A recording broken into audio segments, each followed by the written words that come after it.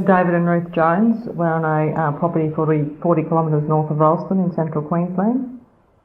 We run a mixed enterprise of wheat and oats in the winter, and breeding and fattening as well. We sort of were looking for other options to see what was out there to try and improve things. There was a GFP happening in Emerald, and I just really wanted to get on board.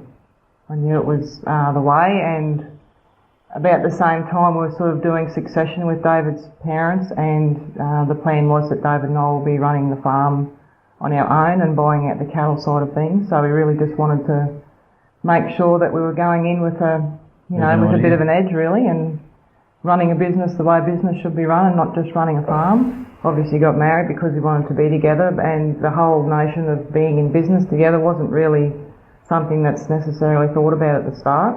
We were going into a business with no real business qualifications. I finished school in grade 11 and David did his diesel fitting at Hastings Dairying, and we're basically playing with $1 million worth of asset and no real business skills. No real business skills. What does that all mean?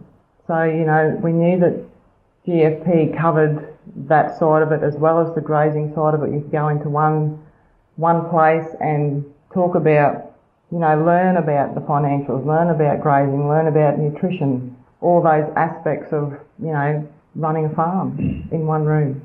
Well, we'll set up this set stocking, which I guess it worked, but didn't know any different. And I think after GFP we sort of looked at, splitting paddocks and then trying to work towards some form of rotation. I wasn't sort of really looking at cell grazing as such, but some form of rotation and giving paddocks rest and all that sort of stuff that we learned about at GFP, which probably knew but never really were very mindful of it at the time, about the benefits of it. Well, it just opened up a whole new realm, really.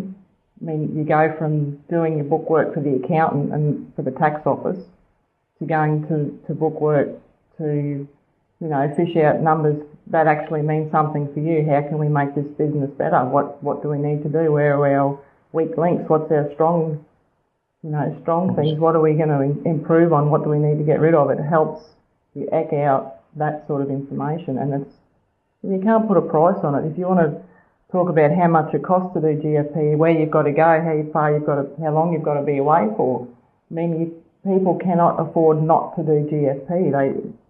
They lose a lot more by not doing it. It's as simple as that. So we've got figures that mean something to us. It's not just it's not all reactive and what the accountant tells us to do or the bank manager tells us we've got to do. We tell them.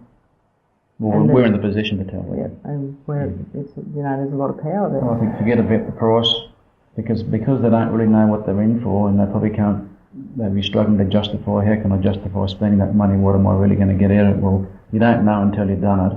The people that ask me about it, I just say to them, you can't afford not to do it. You simply cannot afford not to. You will go broke not doing it.